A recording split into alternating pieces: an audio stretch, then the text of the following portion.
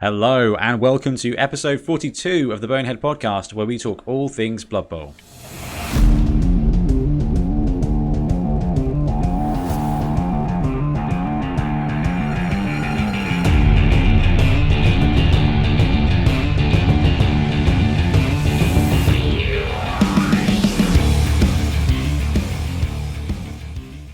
Welcome back. I'm Ben, and once again I'm joined by Bloodtithe Ben. Hello, Ben. How you doing, man? You okay? Yep. Great as always. Great as always. Good. Thanks very much for coming on the show again, Ben. And we're joined by a third chair, returning guest of the show, and Tombstone 2019 winner, Sam Frenzy Garner. Hiya, how you doing? Really good, thanks. How are you, Sam? You all right? Yeah, not too bad. Surviving. Thank you. Good. So thanks very much for joining us as well, Sam. So, Ben, can you tell us what we're talking about on today's episode? Yep. Today we're going to be talking about wandering monsters, some wildcard players, and the usual games, hobby, and star players. Fantastic. So we've got Sam on here because we had him on a few episodes ago.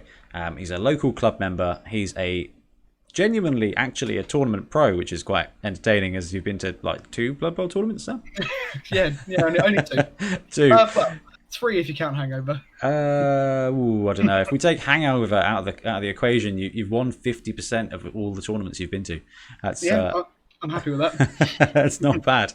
But Sam came up with some rules for Wandering Monsters, and with a Bonehead podcast, we like to explore Blood Bowl because more Blood Bowl is more better. And we love big guys, we love crazy rules, and it seemed like a great opportunity to just talk about some great design work there, and also some wildcard players that we spoke about with almost everybody on social media and in the Discord and things. So it's going to be a bit of a round table episode where we talk about different ways to play the game.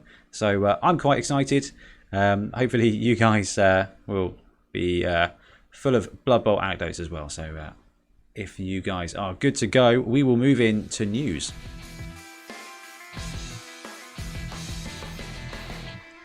Okay, it's time for news, and we do actually have a couple of bits to talk about today. So let's pop on over to this page here. So first up is the Legends of the Norse Fantasy Football Team version 2.0. Ben, I think we touched on this one last episode. Yep, we've seen this a few times. We have seen it a few times. They tried it once before. I'm not sure if it was successfully backed or not. I don't know. Maybe they pulled it. Did they pull it? I can't remember. And last episode, I think we looked. Did we look at the preview as opposed to the actual live Kickstarter? Yeah, I think you're right. Yeah. No, it's live now, and they've already hit their target. Over £8,500 against a target of £7,500, and they are some great Norse minis. Sam, have you had a chance to look at these guys? I'm just browsing them right now, actually, while you guys are chatting, and I'm quite pleased with them. Yeah, they've got that true scale look. They're taller than I think. Taller, proportion-wise. They're Vikings. They've got big beards, and you know the pop culture horned helmets. I love it. The big giant guy is my favourite. So yeah, I agree. Very Game of Thrones. It is super Game of Thrones, isn't it? I mean, the Yeti star player is great, but that giant, who isn't particularly giant and only priced at €14, he's not likely to be particularly massive. Still, such a cool model. They've got the Ulfwereners, which are cool wolf guys that look like they're from Underworld. There's a cool wizard there. Price-wise, it's not bad either. £54 for a 12-man team, including the Yeti. Yeah, that's really decent. I mean, that's not bad for Kickstarter price. And they've got the classic €70 one. £62, 14 guys. Yeti 2 runners, 2 berserkers, 2 throwers, 2 Ulfwereners, 5 linemen, and stretch goals unlocked as well. And it looks like you can get resin or metal. I know, Ben. I think you're probably done with metal now. Yeah, I think if you're on the fence, you have no idea. Probably go with it. How about you, Sam? You're an old school fantasy battle guy. You must be fine with metal minis, or have you evolved Absolutely. as well? No, well, I've never liked resin, to be honest. That might just be the Games Workshop resin in particular. Failcast did some damage. No, yeah, but there's something about the weight of the old metal minis That's what I love about Fanath, is their stuff is generally metal. Although I think I might have accidentally ordered a resin dwarf team. I think, Ben, you've probably absolutely ordered a resin one. I have absolutely ordered the rest. You're right. So stretch goals for these guys. They've unlocked the Bomber Dwarf, which is a pretty cool sculpt. Again, same proportions. It's interesting to see a dwarf with the kind of bigger body, smaller head that matches this style of team. Now, it's not cartoony or anything. It looks more realistic, I think, than the heroic scale. But it's still quite a cool model. And next up is the 11,000 free runner. 12.5 is a captain. 14k is a free werebear, which is quite a cool model as well. Yeah, I love him. It almost looks like he's got more of a cat face than a bear face. Yeah, I see what you mean. Yeah. I'll As take a it. Were team player, love it. Well, yeah, as the Were Team Pro, absolutely. We'll get that far. Hey, you've got more wins with the Were Team than anyone else I know. So, so that is going to be finishing in 6 days' time. So that will be over at 5 p.m. British Standard Time on Saturday, May 16th. So if you're listening to this podcast on the day of release, you may have just hours to back it if you haven't seen it already. But no, quite a cool one there. Right, what do we got up next? What's next on the list? It is the Fantasy Football Miniatures Resin and Metal Spectacle. Have you guys seen this one? I am looking at this for the first time. Yeah. Okay, cool. So this ties into some Kickstarters that these guys have done before. And when they did Kickstarters before, they were just for the STL files. Basically, here we go. And generic miniatures, we've always had a thorn in our foot because we haven't been able to release our first steps in the fantasy football world as physical models. Our crowdfundings for digital release of the first two teams were successful, but we always knew that if we really wanted to get into the fantasy football audience, we would need to release the teams in physical form, and here it is. So I don't know if you guys remember, it was the team that was branded as the Nazi team. Oh, I remember this. Yeah, the Deathcore of Krieg. Yes. Players. Yes. Deathcore is absolutely bang on. Deathcore, or the kind of bad guys you would see in Hellboy. I mean, the sculpts of this team are really, really cool. Amazing. The branding originally was terrible. Fortunately, I think they've moved on far enough now that when you take all that Nazi stuff away, it doesn't look World War II. It looks World War One. Yeah, I agree with that. And Death Corps of Krieg is an army style in Warhammer 40,000, which is just very World War One trench gas masks. I actually really like this team. I don't know whether it's been a year to kind of get used to the fact. I really like the sculpts. I think they've done quite a good job. And did you see the ogre? The mech. Yeah, the big mech guy with the helmet. It's a very, very cool team. And I know Rich was super into it. He may even have bought the STL files. Ben, if he has, I imagine you're going to get a message at some point. Yeah, most likely. Now you are the 3D printing master, the fabricator general of the Wobble crew. So it's not just the Black Cross worshippers, which is what they rebranded the team as. It's not just that team. There's some cheerleaders as well, and a couple of other bits that you can get hold of, actually created in resin and metal. I think focusing on this one for the Black Cross worshippers is probably the best way to do it. So if we look at the prices, so Black Cross worshippers, £55. Whole human team printed in high quality metal, which is cool. So I guess that's actually just a metal printing, not a metal casting. That's got to stress you out, Ben. Yeah, it does a bit. Much rather see the resin there, but yeah, no. What it doesn't say, however, is what is actually in the team. Oh my goodness! Right, so £55 is 22 players, 8 blitzers. Weird choice, but okay. 8 blitzers, 8 linemen, 2 throwers, 2 catchers, and 1 big miniature of the ogre position. So the ogre. So there's a picture on the page where there's an absolute ton of players lined up, and you get the whole lot, including the big guy, for £55. That's really impressive, right? Yeah, that's fantastic. Given that RNE Studios was doing the STL files for a human team or an orc team for $50, for £55 you can have this team with more players printed out and sent to you. Really? So if you were ever a fan of that brilliantly branded team, this is your time. I think we really need to let Rich know about this, because £55 is not bad for a really unique team. And I mean, one of the worst bits of feedback that came out about it is people were like, why are these people playing Blood Bowl? Like, the style doesn't fit. But it looks like they've had a bit of a redesign. They've got the big shoulder pads where you can number them up. I think it's a really interesting way to get a team, a really unique team. They've got some elves as well. The elves are kind of tall looking. They look a bit like a mobile app game would. I think is probably the best way to describe it. But the Black Cross Worshippers team, definitely worth checking out. What do you guys think of that team? Yeah, I think it's solid. I think I can see, obviously, I think there's still an element of, it doesn't look entirely Blood Bowl, but I think the redesign helps, like you say. I think I'd definitely like to see this on the pitch at some point. Yeah. Probably not one I will be backing, but definitely one to keep your eye out. I'm kind of torn. I don't know. I don't know. Like, that ogre is really cool. The miniatures are cool, and I think they tank paint really easily. But Yeah, definitely. it's around about whether that team is filling any gaps in the model lineup at the moment. And thanks to something I'll talk about in Hobby, I've created a bigger backlog of work, or at least a bigger wish list. Anyway, so that is Fantasy Football Miniatures Resin and Metal Spectacle by somebody on Kickstarter. Where have you gone? By Generic Miniatures. Generic Miniatures. Good job. So yeah, just look for Fantasy Football Miniatures Resin by Generic Miniatures on Kickstarter. Unfortunately, the link is in the show notes, so it'll be easy to find.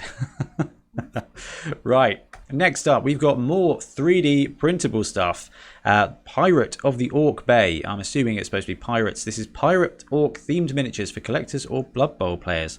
STL files for 3D printer. They've smashed their target here. The target was £353. They're at 741 with 22 days to go. So that's Monday, June the 1st.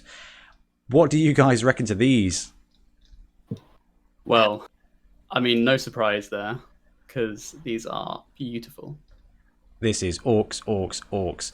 So what we've got here are the STL files for a whole bunch of Orcs. They are, I would say, mildly pirate themed. I wouldn't say the pirate theme was absolutely ransacked through. I think there's just one guy with a hat and a goblin with a cannon, which is the Bombardier. Oh my god, that's brilliant. It is, isn't it? That is so brilliant. These goblins are great. These goblins are They great. really are. Right, let's have a quick look at what the... Sorry, mate, go for it. I was going to say, the Fanatic, is that an anchor? Is he holding an anchor? He is, is holding an anchor. You've got the Doom Diver with a bit of sail flying in the air. I'm not sure what the Pogo is riding on. No, I'm not sure either there. No, not sure. Just looks like a bag of loot or something. Chainsaw, classic. You can't go wrong with the chainsaw. And the Hooligans on a treasure chest, which is pretty cool. With a foam finger. Yeah. All right, here we go. £13. You are a mighty pirate, Mr. Brush. You are fully backing. You will get STL files of the main core, 15 miniatures, and pre-supported version. And stretch goals, 6 miniatures, plus pre-supported version. And there is a merchant level at £36, with the possibility of selling the prints, however, with some limits. Read in the story. Thanks a lot for your support. So the page itself has got the classic guideline. It doesn't have the Wolverine guy. It has an Orc lineman for scale reference. And the scale is about right, I reckon, guys. What do you think? Bang on. And they're 3D printable. You can kind of make them as big as you want. So that is a very good point, and you would know all about that. The fact that they are pre-supported, Ben, how much of a pain is that going to be? That's, like, I can't stress how much value that adds. Like, it does take a long time to support these models, and obviously if you miss like one thing, you then have to do it again. So in terms of the time saved, consider how much you might get paid hourly at work, and then factor that into how long it takes to support. You can kind of work out like how much that can cost in time. So yeah, that's the fact you can get them pre-supported for 13 quid. It's insane. Okay, so I think for the good of the Bonehead podcast, I need to back this and just gift you the files for you to print at your own leisure then, Ben. Yeah, I'm not backing myself though, so I was already hovering over the back this project button when you were talking. I was thinking, should I do this live on air? Do I want people to see my login? So Pirate of the Orc Bay, they've got linemen, there's a guy with a cannon, there's a whole load of detail on these guys. But the blitzers for me, Ben and Sam, what do you think to these guys? Oh, so good. Is that the guy like chugging ale? No, that's the ones just about to the blitzers are the ones with the old school helmets. And that is old school. No, the first thing that I thought for these guys is in Warhammer 40,000 there's a unit called Storm Boys where orcs fly around and they've got jetpacks. These guys with jetpacks would be immediately interesting Storm Boys. Yeah, they really would actually. Yeah, they're really dynamic. I think it's. The third one is that has he got like a bear trap on his yeah he does on his elbow. Yeah, as some kind of pauldron. So there's people chugging ale, there's people with big claw hands, there's the thrower, two throwers, which are basic. One's a pirate captain, one's a guy with a big bull shooter, and the big guy's a bit of a nuisance because although it's got a very cool peg leg, it's got a massive club which is just not massively Blood Bowl. I thought it was like a fantasy model. But you know what? For the price of £13 for the STL files to be able to print it yourself, if you've got access to a printer, that I cannot stress. It's £13 if you've got a printer. It's $313 if you don't. So it's always to bear in mind. But right now, if the STL files come down in June, you could get this and print it yourself before any other Kickstarter even starts delivering. It even starts making the models. And they've got, are these actual pictures of the printed models there? Or are they just... the photos? Yeah, with the red backgrounds. It looks like it, doesn't it? Yeah, there's bits of flash and stuff on the sculpt. So yeah, I think it is. I think it's fair to say that there's a bit of a cartoony element here that kind of... I think that's why they reminded me of the Storm Boys, is because it kind of goes back to late 90s Games Workshop, I think. Yeah, I wouldn't back these guys just because they don't. I've got quite a particular way that I like the teams to look. I'm not into like the gimmicky kind of teams. Like the Goblin teams. I think we were talking about this the other day actually. Yeah. Goblin teams always seem to get. I've seen like a Gotham one. Uh, the DC ones, the clown ones, yeah. They look fantastic, and I'm sure lots of people love them. But I wouldn't like to play with them. They look too busy. Because they're too busy, too stylized. Generally those kind of ones don't have a cohesive form. It's a shame there's no generic goblins, that there's just the star player goblins as well. So, but I don't think that matters too much. Still, really, really cool and really good to see because orcs are great for Blood Bowl. Regardless of how you feel about the team, they add to the theme. And talking about orcs, we'll go to the next and last piece of miniatures news that we could rustle up, which was Grebo Games have previewed one of the orcs from their new team, which is unsurprisingly going to be an orc team. Guys, what do you think to this that Grebo are doing? I mean, this is Grebo. This is good. I think Grebo and good models go hand in hand. Yeah, like the preview print they did, or the cast looks just... I think it looks better than the photos on their actual page. It's the classic black ink method, isn't it? And it works a treat. So as for style with these orc ones, they look... If you looked at it without knowing it was an orc, I'm not sure if you would think it was an orc or an ogre. I was going to say that, actually. The face is quite ogre-y. The face and kind of the shape of the body, it's less hunched. I mean, I like that. I mean, it's kind of a modern take on fantasy where it's kind of like orcs aren't that different from humans. They just are a bit bigger and a bit thicker. But yeah, I would say these guys look more like tiny ogres than orcs, but that does not take away from the fact that they are very, very cool. They look awesome, and I mean, at the end of the day, if you're going to paint them green, no one's going to dispute the fact they're an orc, are they? No, absolutely not. It might be the It's got tusks to be as well. a black orc, right? The What? photo they previewed on the Facebook. Of the cast up miniature, the cast in Yes. metal miniature. Yeah. Well, I don't know. You know, you never know with these guys. They could just make even bigger orcs. Yeah, true. Do like a black orc. So that wraps it up for miniatures news. And the last bit to add is looking at just talking about a tournament that's going on at the moment, which is Lockdown Bowl, which has been run by Rob from Secret Carnage, who runs the North Wales Carnage Cup and the Secret Carnage Cup. Put together a fumble tournament. There's 22 participants now, which is great, and it's all around raising money for Doctors Without Borders. He was selling dice to get money raised, and I think it hit basically £300, which is cool. But he might still have dice. I don't know if he's all maxed out and sold out yet. But get in contact if you want to donate or support Doctors Without Borders. The whole idea is that the epidemic that's going on in the world, or pandemic, I'm not sure which way it's leveled up, is a worldwide thing. And Blood Bowl players are a worldwide species, and it makes sense to raise money for a worldwide cause. So if you are able to support in any way, shape or form, then that would be great. But if you are not, or if you already have, just check out some of the coverage that we're doing for the event. You'll see it on all the social media channels. We're streaming coverage of the Fumble games themselves. So if you're up for some retro graphics, but some really heart-wrenchingly horrific die rolls and Blood Bowl pain, then please jump into the Facebook Live or Twitch videos, or just check out the replays on YouTube. Chap called Matt's BBL has jumped on a couple of times and been a co-commentator, and he's streaming coverage of a game right now as we record between the Ethereal team and a Halfling team. So that's going to be a tough matchup. And that's the Ethereal team is actually Stephen, who was on he did some rules for sevens, and then I played a sevens game with him. Nice guy. But yeah, check out the coverage for that, and just play some Blood Bowl. You're definitely getting your sports fix from this, aren't you? I am. It's incredibly noticeable, I know. Yeah, man, I've been doing match round predictions and everything. I'm 5 out of 6 for this round now.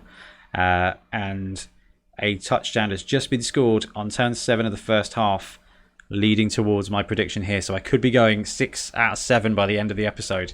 Yeah, I know. I'm playing my game tomorrow night. I'm running the Snotling team because obviously it's all about Snotlings at the moment. Pump wagons. I did awfully in my first game. Like literally, it was garbage. It was the worst. But we'll talk about that in hobby and games played. As for news, guys, have I missed anything? Is there anything else going on in the Blood Bowl or Warhammer world that we want to mention to our listeners? I don't think so. It's quite a busy week for news. Yeah, which I'm pleased at, because this point now, Games Workshop is kind of reopening for orders, which is good. But Post is still taking its sweet time. And obviously companies and things are still closed. And obviously it goes without saying, we hope everyone out there is taking care of themselves and keeping safe. But yeah, it'd be nice for the world to get back to normal so we can get more models, because it's weird that everyone is painting the models they have now. It makes me a little bit uncomfortable. And talking about painting models we own and not being able to buy stuff, let's move on to hobby. All right, let's talk some hobby. We got kind of sidetracked in between the segments talking about everything, including Starship Troopers. Great film, recommend it. Great book too. Talking about hobby and nonsense, guys. What have you been painting? What have you been doing? What have you been printing? Go for Sam, hobby-wise. What have you been up to? I have been tackling the Savage Orc Horde. Or Savage Orcs, sorry. Yes. There. They will always be Savage Orcs. Those miniatures were designed as Savage Orcs, and you can't George Lucas them and change them to something else. My favourite part about them is that, you know, the one box, the one kit, pretty much makes everything you need apart from characters. You know, you buy the box of orcs, and it's Savage Orcs, some Moor boys, Arrow boys, big stabbers. It's all there. You say except characters, but I made a 40k weird boy out of that box. Exactly. If you're happy to kit bash, there's plenty of that to be done as well. Oh, that's something I do miss. That kit must have been from 7th or 8th edition Warhammer Fantasy Battle, and now they've got it.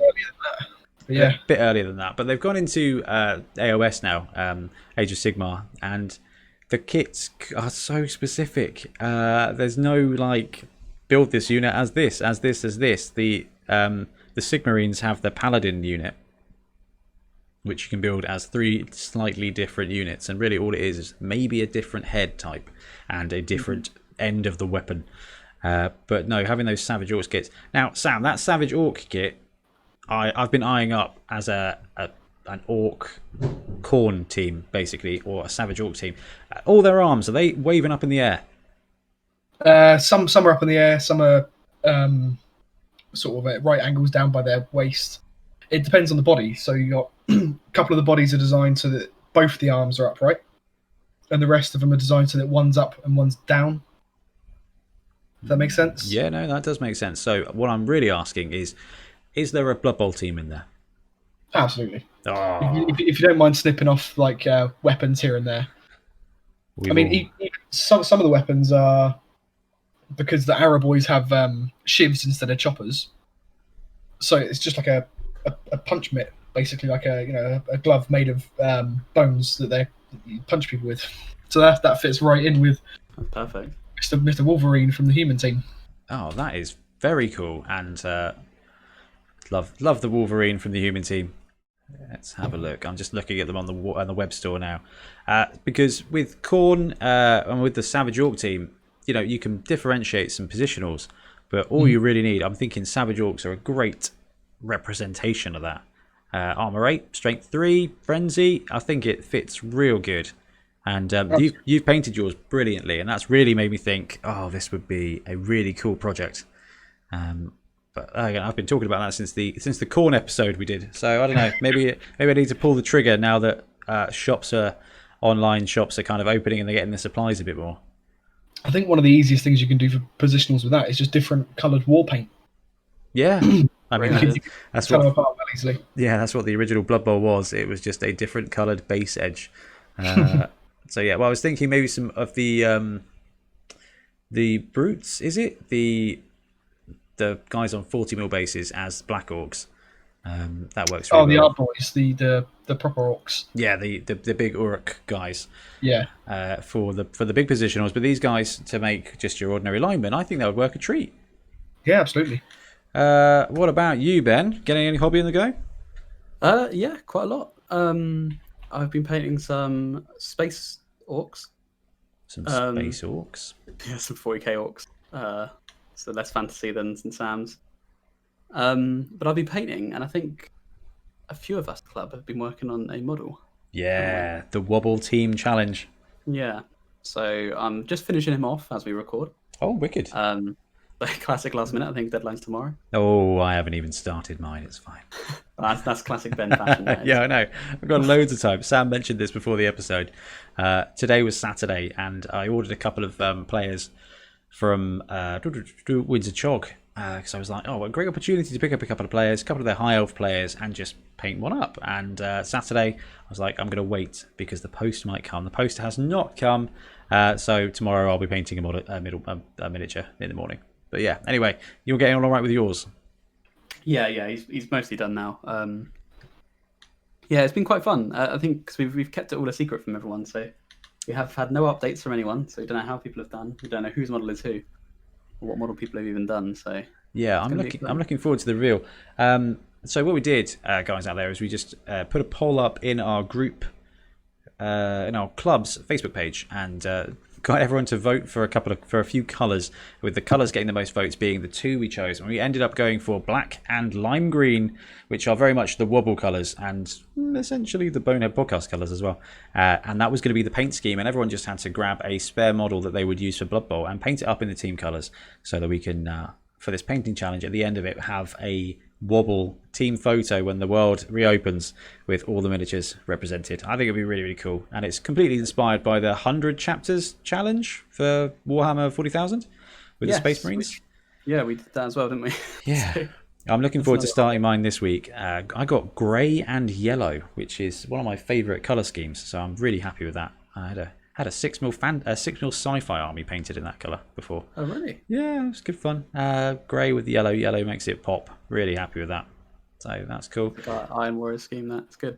Yeah, lighter grey, a lighter grey than there. Lighter grey. Yeah, no, that's cool. How about you, Sam? I can't remember what you said about your team challenge model. I ended up not participating in the end. I was really looking forward to it, but I've got no spare Blood Bowl minis kicking around. So I've got my undead team still to paint. Yeah. And the orc team that came with the box. Oh, it's such a good. Ooh, wow. I still don't know what to paint the orcs to this day, but the other day my brother, I was chatting to him, and basically I'm going to hand the orcs over to him. Oh, brilliant! I did that to Milton with my kit. It's always good. First team's free. Yeah. Well, we went halves on the box on the Blood Bowl. You know, the starter set. We went halves on that, and then he went ahead and bought a dwarf team anyway, and was like, "Just keep the orcs." You know, that's what me, Craig, and Ian did when it first came out. We got the box and we got the Skaven team. I took the Skaven team. Ian took the humans, and Craig took the orcs. I'm not sure he's ever done anything with the orcs, but that's how it all started when 2016 hit. And then, of course, just all the teams now forever. Are you going to be picking up a Snotling team when it comes out, Sam? Possibly. I've actually got goblins on the way. Oh, cool. I picked myself up. I don't know if you saw, actually. I was on the Naren, and Milton benabled me a little bit. That is a genuine thing. Really. He was just chatting about goblin teams, I think, and it got me talking. Was it a third-party team? It is, yeah. It'll be my first third-party team. Oh, what team did you get? What team did you pick up? Willy Miniatures. Willy Miniatures Goblins, yeah? Yeah. Well, let's have a look at these bad boys. They're doing a sale because of the lockdown. So I think you type in the voucher code, stay at home, 25% off the team. It's very kind Sam, how did you not mention that in news? Honestly, man. Well, it didn't even cross my mind. Honestly, I'm not a big fan of the Games Workshop Goblin team just because it's £22.50 for the team. It's the most unfortunate of all the teams. Exactly. I think they learned their lesson with that though, because every other team has got loads of positionals and stuff. So, yeah, it just irks me that 12 of their basically linesmen is the same price as 14 undead players with all of the positionals. Oh, the undead team though is an incredible value. We were genuinely all surprised. I think that the mummy wasn't an individual big guy. Yeah, I remember that. Right, so the stars are cool. I like the trolls; they're very classic. Are you going to? Yeah, real classic. I like this team. This is really good, Sam. They're quite not basic, but I think they're quite old school. They are old school. Unmistakably Blood Bowl goblins. Yeah. Yeah. Which is just fantastic. Very much so. You put them on a pitch, everyone's going to know what it is. They don't come with the new secret weapon, the Doom Diver and the Hooligan. Easily made. Very easy. So I'll either have to make some or end up looking out for the Forge World set. Which will give me... Yeah, I mean that's not a bad modelling opportunity. But there's a goblin with one leg up in the air and one arm up in the air. You could easily put a flag or something on him to get you. Yeah. And I think a couple of people have just stuck wings to goblins to get that Doom Diver. But you really need the Doom Diver. If you're going to be playing with Blood Bowl 2016 rules, the Doom Diver is ubiquitous. Am I right, Ben? He is the best player on the team. Yeah. Hands down. And then if you induce Ripper, it's just basically an automatic touchdown. I mean, there's a bit of hyperbole there. Yeah, I think I made a Doom Diver with one of the Storm Boy rockets. Like, not the big thing, but like something that sticks on the big thing. Because more goblin scale. And that works. I mean, if you can sort of get over the tech. But they have chainsaws. They can have jetpacks. They've got chainsaws, they've got death rollers, they've got televisions, I think. The great thing about Blood Bowl is Wizards did it is a legitimate excuse. Yes. And I love that so much. That Willy Miniatures team is really, really cool, Sam. So, hobby-wise, what have I been working on? So, been spending a lot of time playing Fumble. And in Fumble, there are some really interesting teams. Now, I know that you guys know this because you played against them or with them in Tombstone. And a couple of teams have taken my fancy. The Samurai team, the Nippon team, is amazing. Is it good? I don't know if you guys have had a chance to look at the Nippon team in any way, shape or form. It's got 4 samurais which are basically just human blitzers, literally just human blitzers. So I've been looking at Puppets War for some samurai heads, stick them on human blitzers, done. Some Ashigaru, which are the linemen. They are, again, exactly the same stats, I think, as a human lineman. And I'm trying to find 2 models to be ninjas, because they've got ninjas and they're movement 8, strength 2, edge 4, armor 7, so almost a gutter runner, and they come with dodge and leap. Wow. Really, really interesting player type, and I'm just trying to track down 2 models that would suit up the same size as a human team in Blood Bowl, because that team is absolutely gagging to be played, because it's not overpowered, but it's consistent, and it's just so much fun with the ninjas. So been brewing up that one, and the other team I think you particularly, Ben, will love is the Tzeentch team. This is not the horrors. This is not the horrors team. The horrors team is very interesting. Everyone's got throw teammate, which is really cool. Wow. Okay. Yeah, but the Tzeentch team is a chaos team, and they've got chaos warriors, but their chaos warriors come with hypno gaze and extra arms, which is very cool. And their beastmen, they have beastmen, kind of like, like the pestigors and positionals. They have Zarngors, which I know you're familiar with, Ben. And these guys are beastmen, but they come with extra arms and big hand. So they are picking up a bull anywhere on a 2+. That's really nice. It's really cool. The caveat to the team is that they have no linemen. Their linemen are familiars, and they are movement 6, strength 1, edge 3, armor 6 snotlings.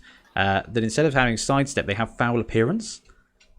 Okay. It's a really interesting team. Their big guy is called the Changeling, and at the beginning of the game, you roll a d3, and it's either going to be a troll, a minotaur, or an ogre for that match. Oh, that is the Changeling. That is the Changeling.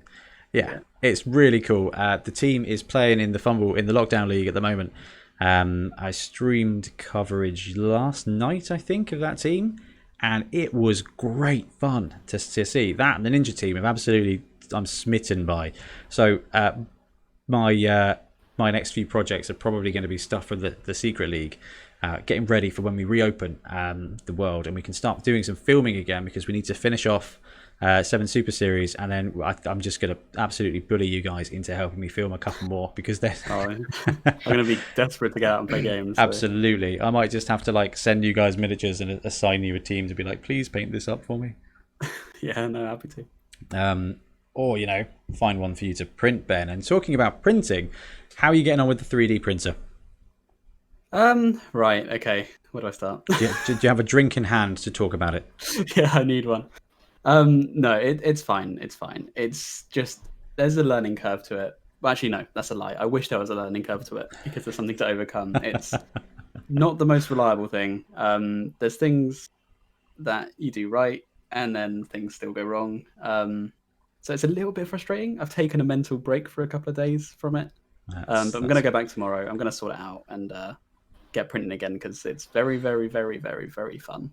So very rewarding. It sounds very analogous to both actual life and Blood Bowl, in that you can do everything right and things will still be horrifically wrong. Exactly that. It's a Blood Bowl game where you roll ones all the time. It's all skulls. Have you printed off anything that you're really happy with so far? Yeah, honestly, yeah. I backed a couple of I backed a Patreon, and they release really cool models. It's called Titan Forge. This month they released a bunch of vampires, and they've got 5 zombies in there, and it's starting to make me think I can make a vampire team with these zombies and as trolls. And then they've got vampire lords in there, so I'm actually going to probably try and print a vampire team. And there's I think 5 different zombie sculpts, but because of the way the 3D print software it works, you can just mirror them, and so they look completely different when they're mirrored. I'm just having a look at the Titan Forge page now. There's a black coach in there, which is amazing. Yeah, I'm looking at that now. The coach is amazing. The zombies are really cool. There's a lot of great stuff here, man. This would be very dangerous. Do these guys? So do these guys come supported or not, Ben? These actually do. Since last month, they support all their models pre-supported. So I'm keen to get these done, because these would be quite easy to print. However, I did try one before. One of them was absolutely fine, no problems, but the other one kind of died halfway through because the supports are so thin. So it's a little bit hit and miss whether they print, but it's kind of worth it for They've been supporting them yourself. Yeah, so you're not 100% that this is good to go, but still, it sounds like they've done a bit of the work for you. Why do a Patreon hide stuff? How do you know that you want to pay to get the stuff if the stuff is hidden? It's my biggest pet peeve. I don't understand this. I mean, how much is a Patreon? Is it £10 a month or something? $10 a month, so yeah, not even that. Oh, I've seen these models before. You shared this Yeti thing with the horns. Yeah. So that'll make a great Blood Bowl yet. I think in the current Vampire one as well, there's like 2 golems, which will make amazing flesh golems. Flesh golems are quite good. I've seen they've done good work in this tournament, and also a turn counter wizard's tower. Man, that's really cool. So you will all know that Ben has a 3D printer now. It's the resin style, and Ian Triplow, another one of our local coaches, has picked up the other kind, the plastic one, and he's been doing some printing as well.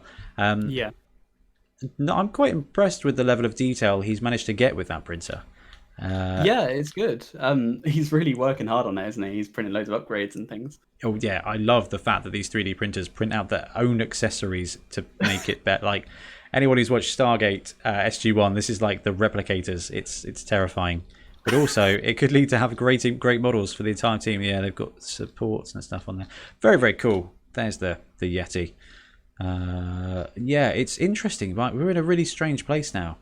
Where you can buy the STL files, and I'm hoping that as they get better, it's going to open up more sculptors to do things.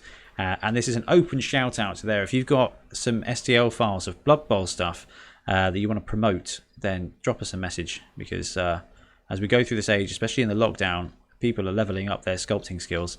And you can just sell the STL file, and you don't have to worry about production costs. You don't have to worry about getting stuff cast up. You literally just digitally sculpt something, and yeah, you get it out there, and there's a team. So I'm not surprised we're seeing so much of this 3D printing stuff now. Let's close that down because I'm getting quite distracted. They're quite affordable too. I mean, they're about the same as like an airbrush, and a lot of people have airbrushes in the hobbies. So like in this hobby. So yeah. They're pretty accessible. It's the work though that scares me. It is the work, yeah. Like, I mean, Sam, have you ever thought about getting a 3D printer and living the dream? A couple of times. It's not that it's too complicated. It's just that I think there's a lot of learning to do. I think, Ben, is that right? Yeah. Again, there's a lot of learning, and then even then it doesn't work. So yeah, just a lot of failing to do, and it's such a huge time investment, man. It is a big time investment. That must be absolutely soul destroying. However, it's bound to be extremely rewarding when you sit at the end of it with a bunch of stuff you've printed. So good. Yeah, wicked. So that's pretty decent. Before we wrap up and move on to our first topic, is there anything else anyone's been playing or gaming or building or buying that you want to talk about? I don't think so. I wish, but I don't think so. Fair enough. Then I'm just going to mention Fumble again, because I had my first game with the Snotling team, and I played against the Skink team from the Secret team. Now, this team is very cool. The Skink team is barely a Skink team. It's more of a Croxagore team.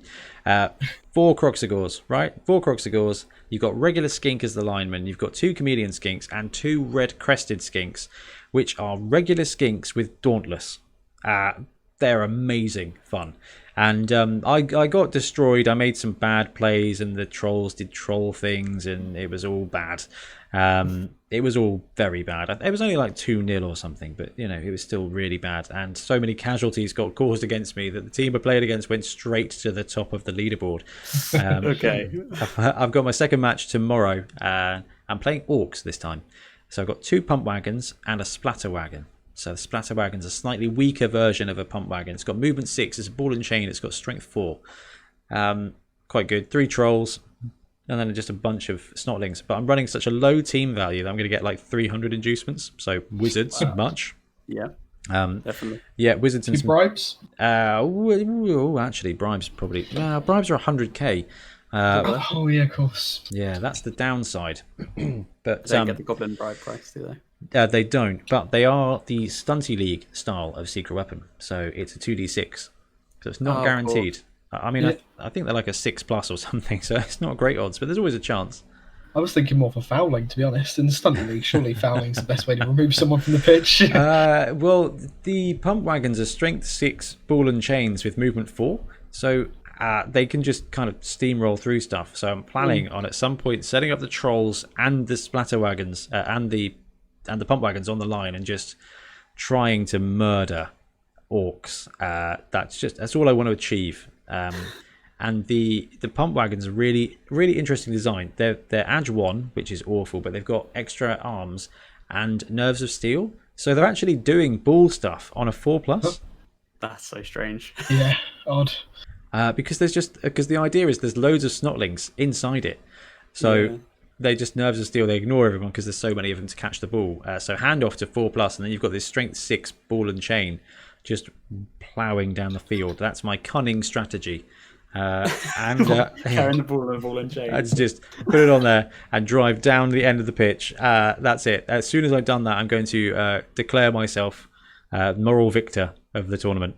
It's the equivalent of claiming Australia in the Risk. It's like done. Sorry. Yeah. Didn't you play against Four Nations team as well? I haven't, but I did cast a game with the Four Nations team. I thought that was you playing. No. I do not want to play those guys. They're 2-0 as well now, Sam. They're doing real good.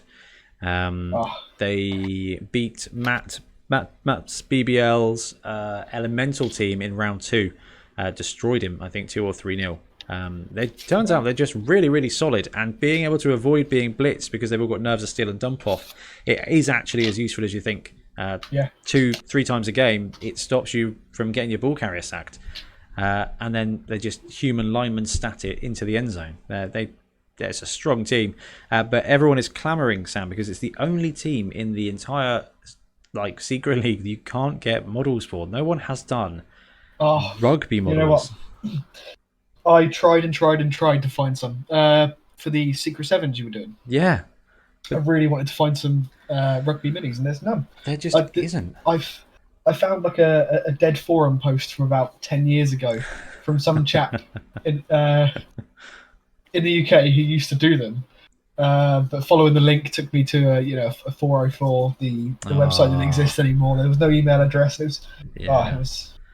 So maybe horrific. If there is anyone out there who is an aspiring digital sculptor, we want some rugby player miniatures. Absolutely. Because Wales likes rugby and it likes Blood Bowl, and I reckon there's a market right there.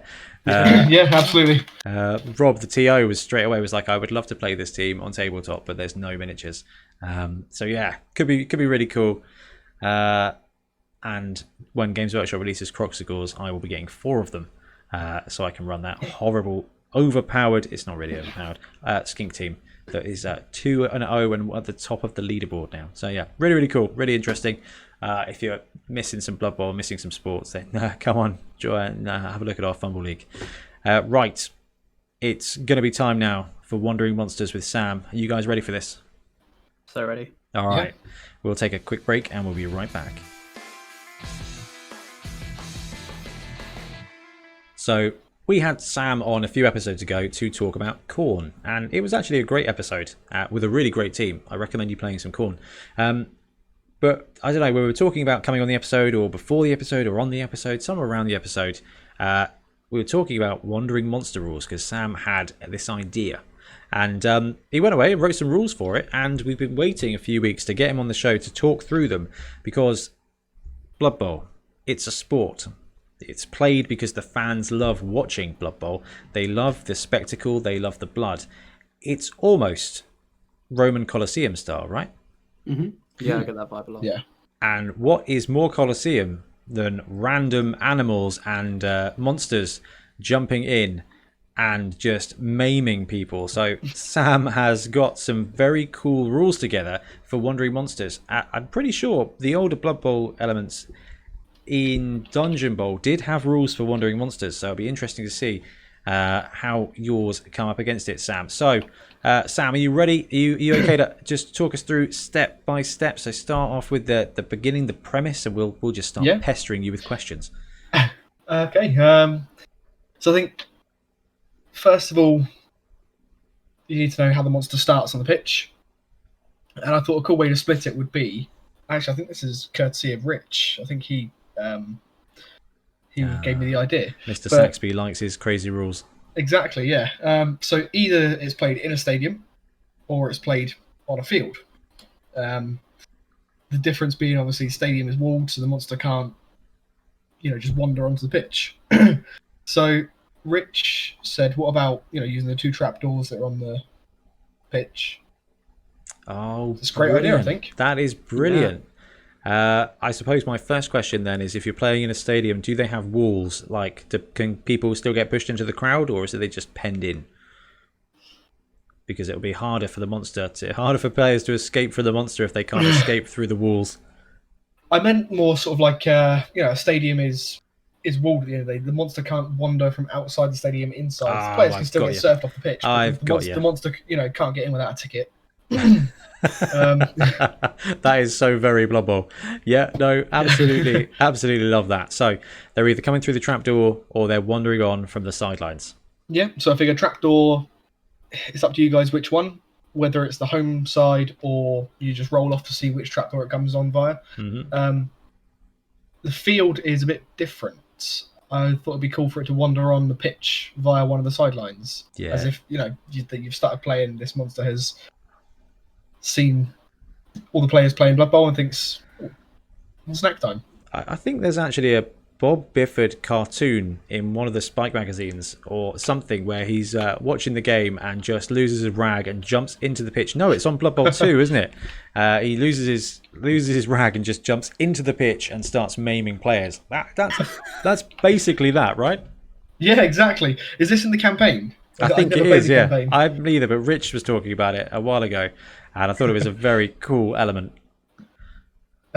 So yeah, with the deciding whether or not you've stadium or field, once that's out of the way, down to the actual rules of the monsters. So I figure the monster can be picked from any of the list of big guys. You've got rat ogres, minotaurs. Minotaur is my favourite. Because Minotaur should be your favourite. It's the best of the big guys. Exactly. I mean, Frenzy, Juggernaut, Horns, Wild Animal, monster blitzing all over the pitch, messing up everyone's plays. Sounds like great fun. It's a very thematic game. I'd be up for that. I know you did put a note in there that maybe not Treemen. Yes. However, I think if it's thematic, if you're playing a Wood Elf or Hobbit game, I think having a Treeman as a wandering monster that just, I don't know, not necessarily appears on the pitch from a trapdoor, but actually it's a Treeman. They could have just had a tree on the pitch, or he could have just been rooted in place from the last game and just unmovable. And he just activates and goes trolling. And yeah, it limits the impact because obviously the tree man is smaller. But I think go for it, man. I know you were like, I don't know if you use the tree man, but definitely use the tree man. And that's because I like tree men almost as much as I like minotaurs. Well, I didn't want to limit anyone and say you can't take tree men. But at the same time, if you take a tree man, what are they, movement 3? No, 2. 2. They're movement 2. They're not. I don't think they're going to be impacting the game a big amount. They're probably going to create, a pocket of the pitch where everyone avoids. Hey, walking terrain. Exactly. I think I'm a big fan of terrain in Blood Bowl, so I don't know. I think it's a great element. It might just be a more gentle element, and I've played many games where I'm trying to stay 2 squares away from tree men. That could be the third pitch type, is the forest, where you just have a bunch of trees and then randomly one awakens. Yeah. Oh, now you're talking. I like that. It's not just one tree man; it's 2. Yeah. Yeah. No, D3 tree men come to life. I just love that rules text. D3 tree men. Like, boom. There's a team for you right there. Okay, cool. Next. So, once you've chosen your big guy, I think the first most important thing is they lose their nega trait. No more Bonehead, really stupid wild animal, because they're not trying to play Blood Bowl, so they're not paying attention to the rules of the game or what they're supposed to be doing. They're there to maim people. Yeah. Yeah. They lose their nega trait. It makes it a bit more fun, I think. There's less risk of it just being boring and doing nothing and not hurting anyone. Yeah, I mean, I think in something like Dungeon Bowl, if you're going to use the confines, Sam, you've been there, you've lived through this. The prospect of having a monster, you might get away with this for a second. It might bonehead and you escape. I think that kind of anxiety is appropriate in Dungeon Bowl, but on a pitch, because of the theme or the design of this, I think you're bang on the money. I think we don't want to see a troll just wander into the pitch and stand around scaring at the sky. This troll is here for a reason, and it is to physically troll players. particularly with the troll, because he's really stupid. Exactly. It's a 50-50 for him whether he does anything. You know. Mm-hmm. So yeah, pick your monster, disregard their negative trait. I think the monster should get a turn to itself. So the way I've worded it is the monster moves after each of the kicking players' turns. So whichever half it is, it moves. Basically, it has the third turn in that drive. You know. Yeah, no, that makes a lot of sense. It fits in with the way a lot of games play, where they've got a random element. You know, it's the end of the round, isn't it? It's the end of the round. Yeah. We both take a turn, then it's the end of the round, and the monster does things, or monsters do things. Exactly. Movement. I've gone D8 for direction. So it's very random. You don't know where it's going to go. Roll a D8. It moves its full distance. And if it comes into contact with any player, then it immediately stops and throws a block as if it's blitzing. Kind of like the Fanatic. Yeah. Yeah, I've got 1 point, I suppose, to talk through this. I like the way that it's doing a random direction. And I think 10 out of 10, it blitzing the player it runs into. What about, instead of doing the D8, because it might just kind of run off and narrowly wander through to two groups of players, why not just maybe do a D2 for one end zone, and then it just blitzes the closest player that direction towards the end zone, so that the closest player on that side of the pitch versus the closest player on this side of the pitch from its point, maybe, because you might miss it. Or do you think that would cause too much carnage? I think that you end up with people saying these two players are equidistant. Who's going to get blitzed? Yeah. I don't know. That's I like the idea of it valid. being less random because, like I said, if it's there to cause mayhem, it won't be just randomly running around in circles. But I don't know of a way to do it fairly. Yeah, but then again, having essentially a ball scatter that stays in place as a strength 5 mighty blow player is not a bad thing. Yeah. Still, and if you're moving, I mean, the troll is the slowest. Well, okay, the tree man's the slowest, but you know what I mean. Big guys are movement 3, 4, 5. It's quite a distance. It's a huge area of effect. There is a chance that there are going to be a couple of players in there, and that's going to mean that 1, 2, 3 out of 8 is a player's going to get blitzed. That's probably good balance. Yeah.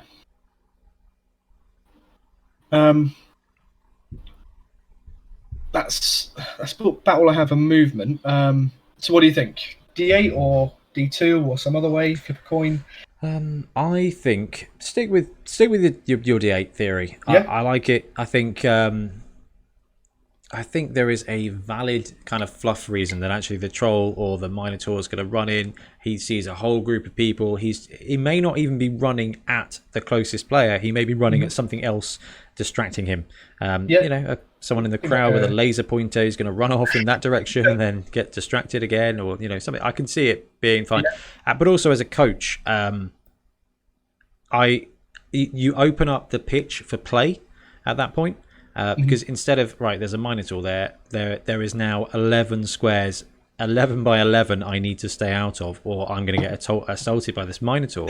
It might be like, I'm going to try a running lane down there because all right, we're going to be, if he rolls 3 out of the D8, I'm going to get plowed into, but if not, I might be all right.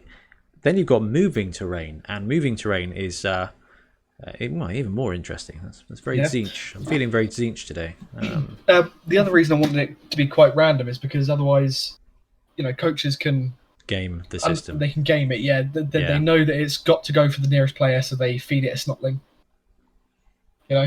Oh yeah, the old zombie trick.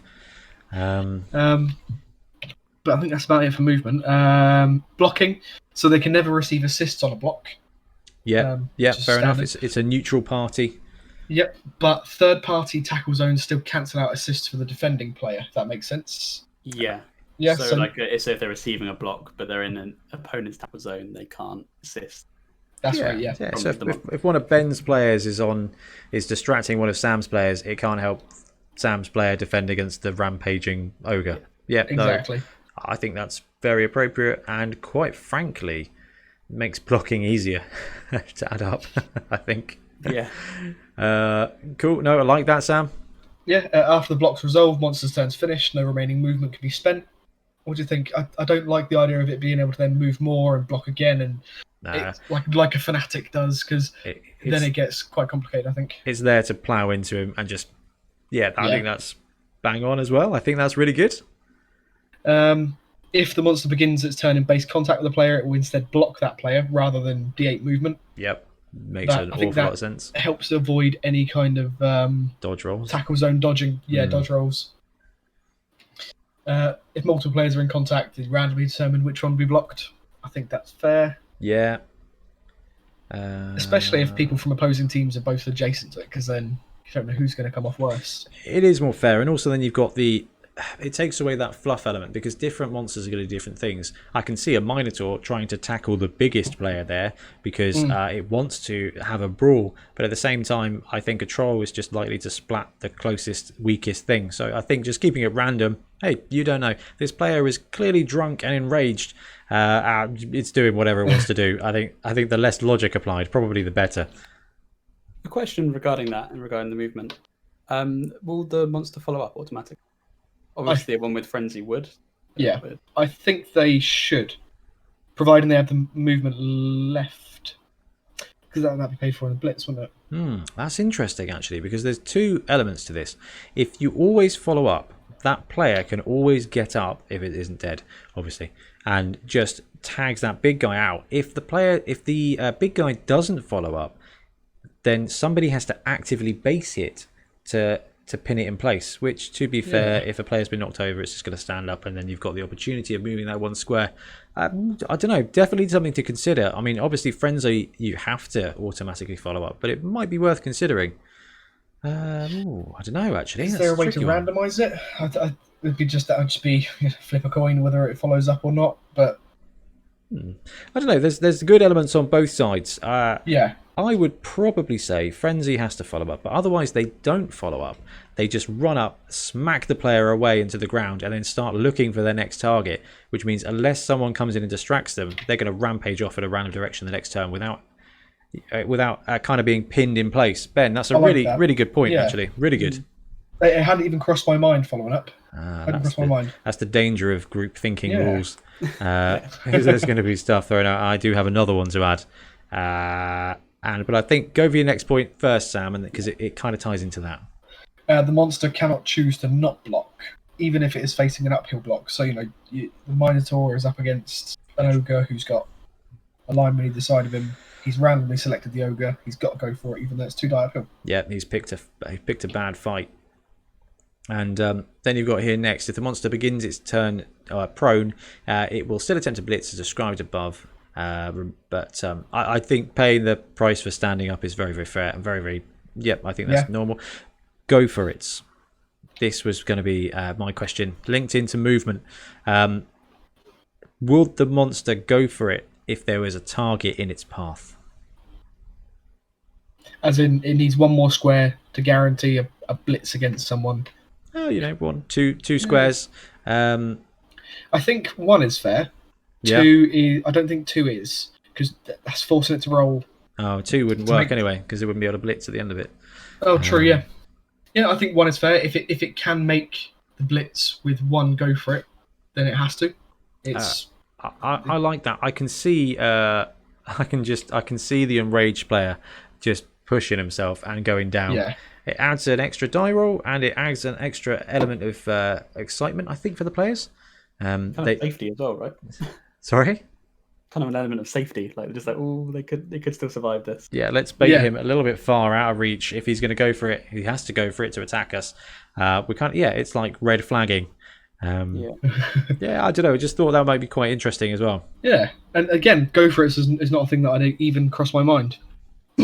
It's something that fails a lot, so definitely something to consider. Cool. I think that's it for the basic rules, really. I've got some other rules here, but that's like the basics of the monster's mechanics, how it works, how it runs. I like it. Ben, any other questions on the core design of how that would work on the pitch? No, I think it's good. I think it's very easy to follow, and again, I don't think there's any arguments there, which is very important in Blood Bowl, really, to try and avoid arguments with you. Yeah. It's very just cut and dry. This happens, which I really like. Yep, like that as well. Okay, Sam, carry on. Okay, so other rules. This is more sort of tying up loose ends kind of thing. So first point, if the monster ever leaves the pitch, it's got a random direction of movement. It might be carried off the sideline. The teams are safe for now, but the monster isn't going to wander away. So on the monster's next turn, it arrives back on the pitch from a square left, using the rules for a throw-in, basically, but replacing the 2d6 with its movement. So you pay the first point to come back on the pitch, then randomly D3 for the direction. Yeah. And And can it can still blitz. Yeah, I like that. I've got a suggestion on this one as well. Why not have it just stop on the sideline?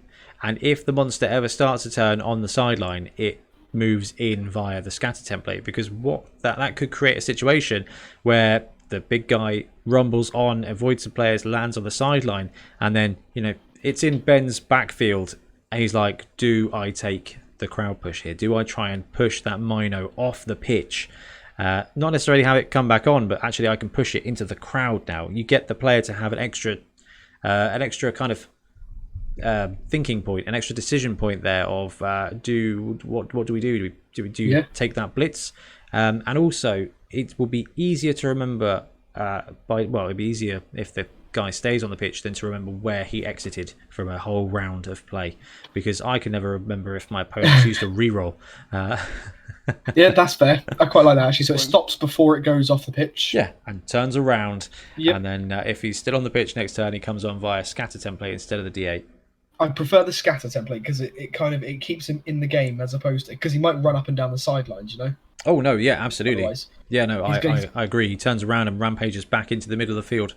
Yeah, should be a good way of keeping the action on the pitch. Mm-hmm.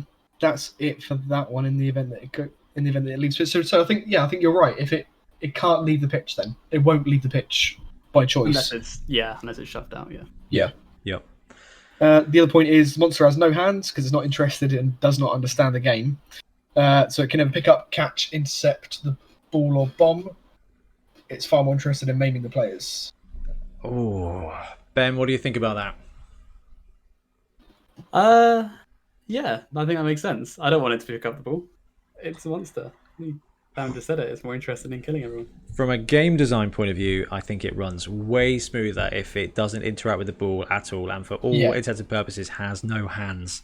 But the narrative in me loves the idea of that rampaging ogre running in, scooping up the ball, and now he's got the ball. and the teams have got to try and wrestle it off him. Yeah, I just think that's absolutely brilliant. I don't think it's going to come up very often, and I think it would create a heck of a story if you're playing this game, you're playing in a Colosseum, and because you're playing in a Colosseum, it's you've rolled a random monster, and you've got this ogre. It's the Colosseum's home ogre, and he swoops in, grabs the ball, and just plays keep away. For the rest of the half. I don't know. You say that. I'm fully on board with that. Yeah. Now, the great thing about big guys is they, generally speaking, have poor agility. So the rolls, it's not likely to happen at all. But I think it's more fun than a blitz, right? And I think there's always worth considering that when it comes to Blood Bowl rules. Is it more or less fun than a blitz on the kickoff table? I feel like that's a pretty decent low bar. But yeah, I don't know. That's just my thought on that is that that really peed off sideline guy jumps into the pitch, comes in, smashes a guy out the way, grabs the ball, and then it's just like Jason Stathaming in the middle of the field. I think that's just so Blood Bowl. So you reckon it can interact with the ball in every way, or just pickups, or maybe just pickups? Yeah, because I can't see it leaping to intercept a pass. No. I agree. I think if that rampaging dude comes across the ball on the floor, I cannot see it not wanting to just swoop it up and go for a brawl. Okay, we'll change that. And the monster doesn't gain no hands. It just will never. It will always try and pick up the ball, but that's it. Yeah, can't catch, can't intercept.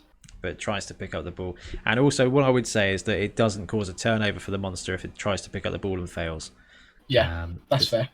Again, it's not that fussed. It's not going to stop what it's doing to try and catch the ball. It's just going to swoop as it moves. If it doesn't catch the ball, never mind, carries on with its rampage. Yeah, I don't know.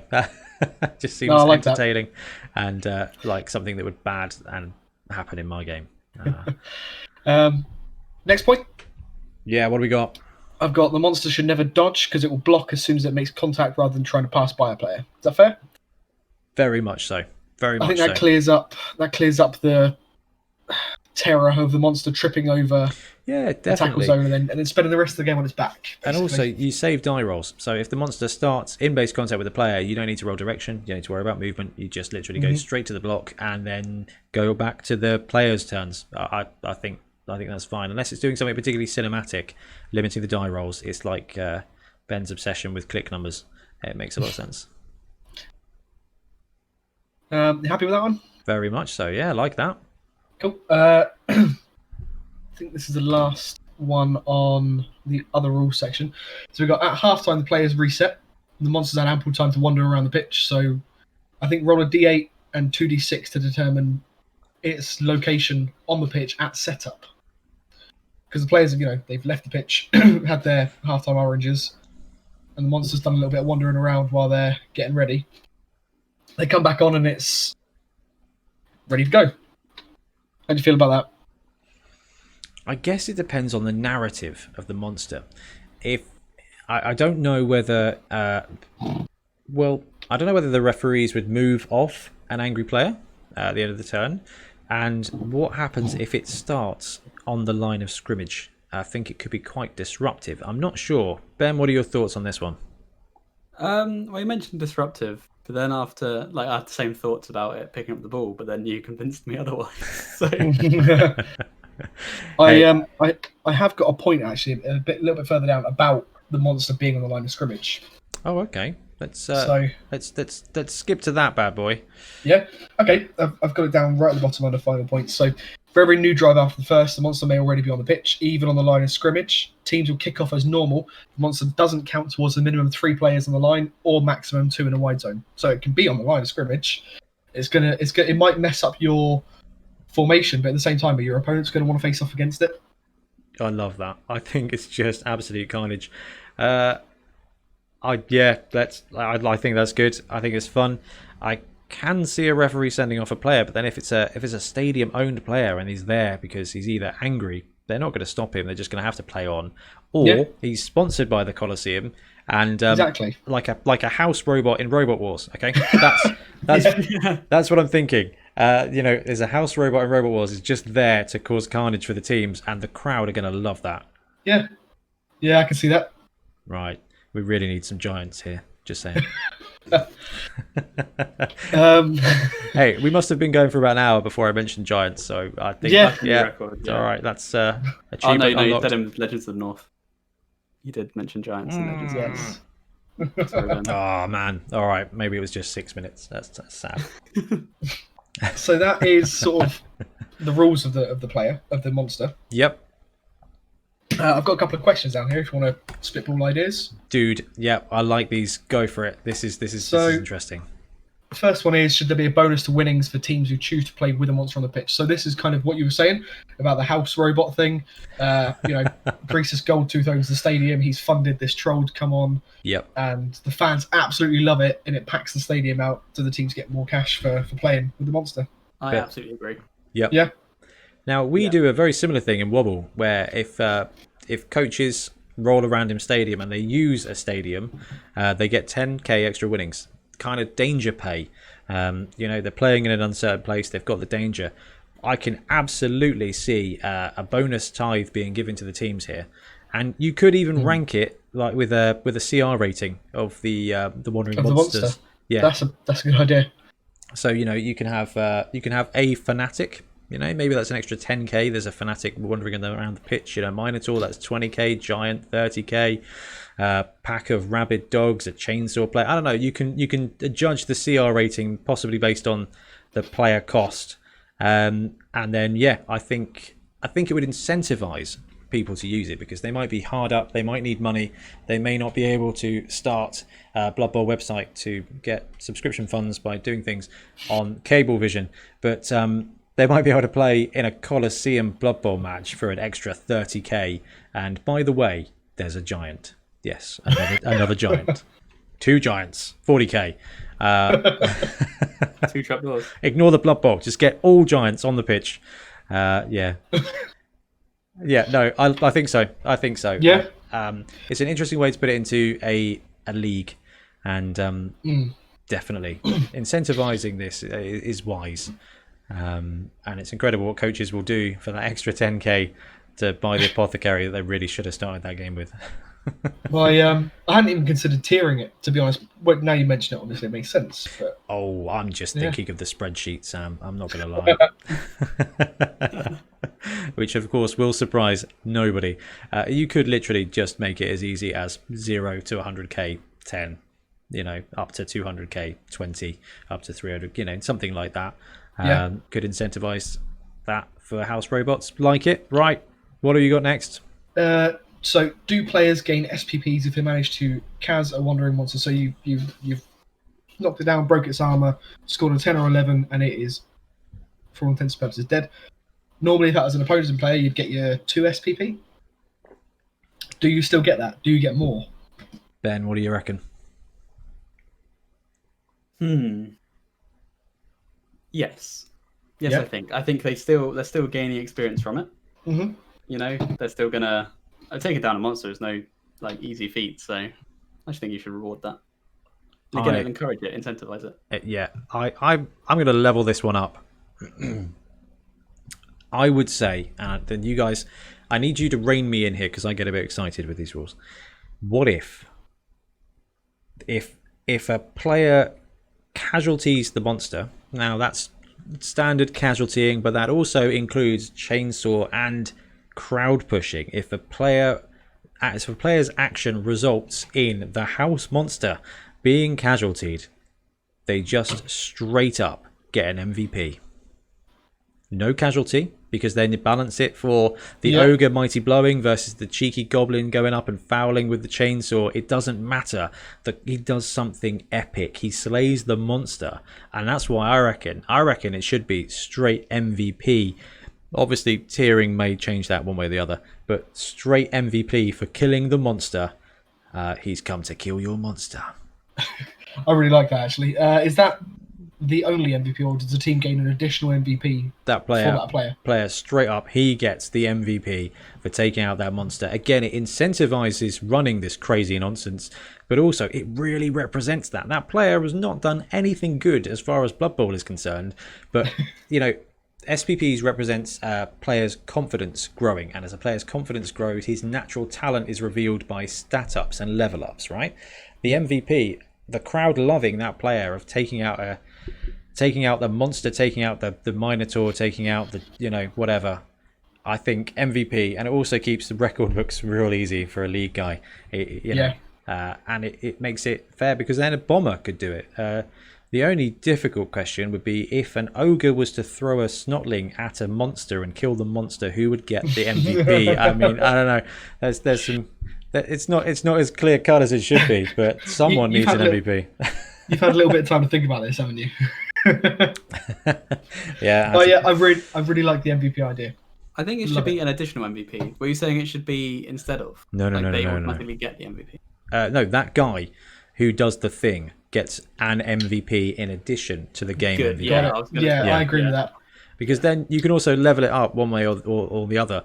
You could say that a minor, stadium person doesn't give an MVP, but a big guy does, and a really big guy gets 2. So it then adds that extra element of I actually do quite want to spend my time taking out this guy because I'm going for the XP here. Like I'm grinding, killing these monsters, and also it I don't know, it will inspire you to foul the monster where you might not bother.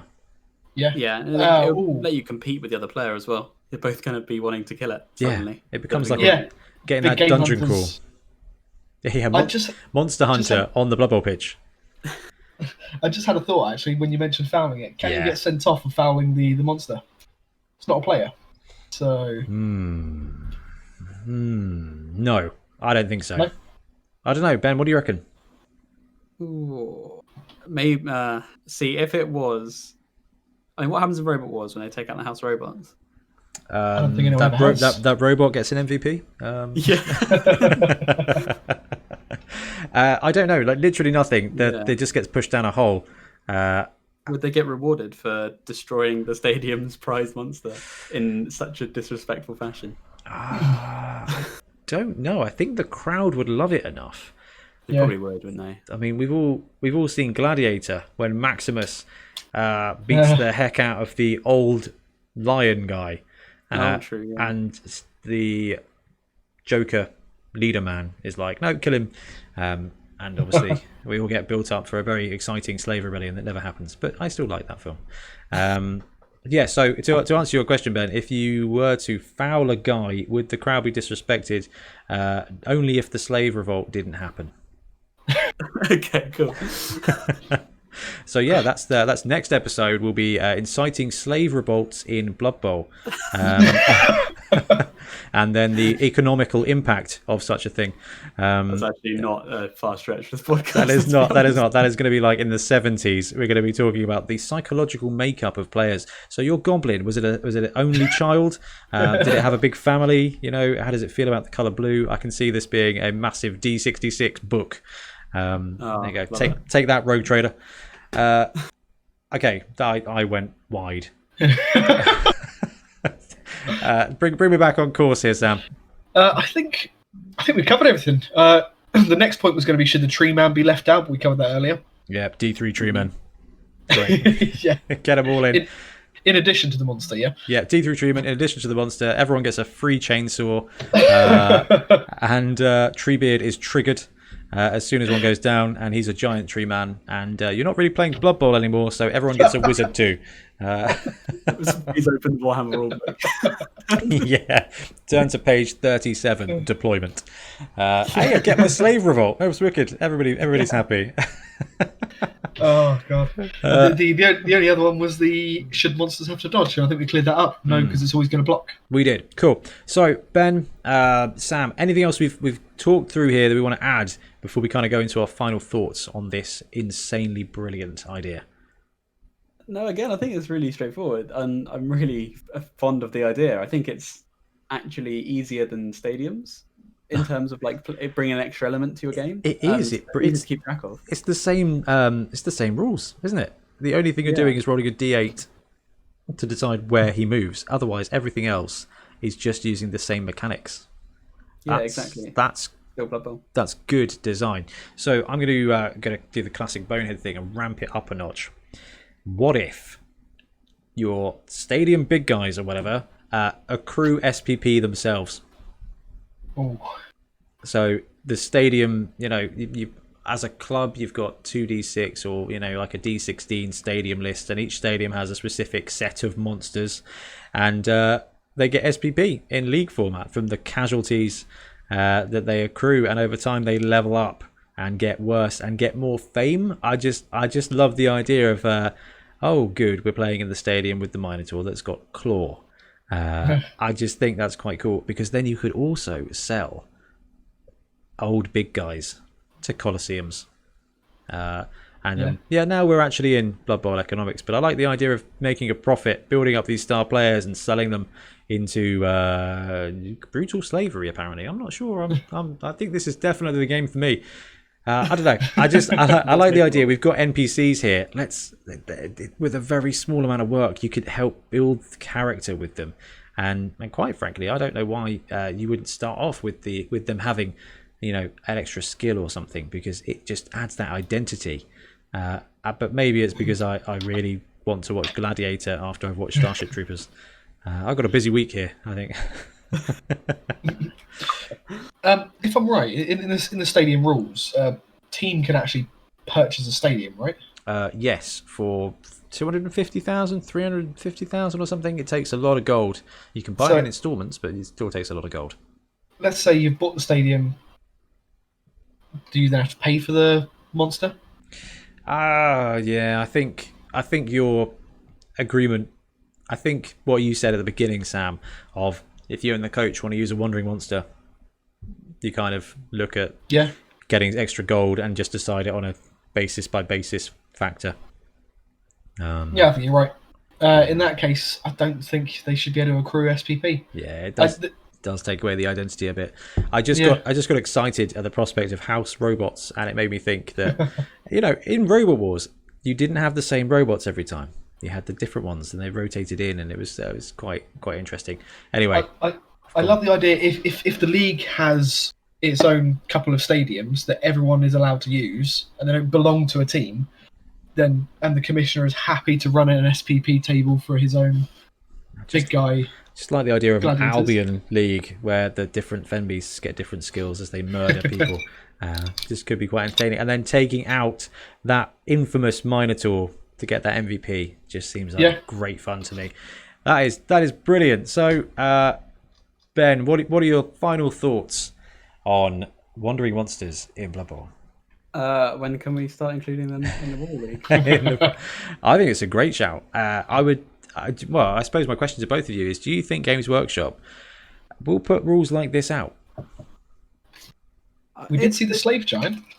Yeah, it's not beyond like the spikes usually have quite fun rules in this regard. So we talked through the leagues, the special league formats, didn't we, Ben? Yeah, we did. Yeah, this could be another one of those elements, and yeah, like Sam said, they brought in the Giant.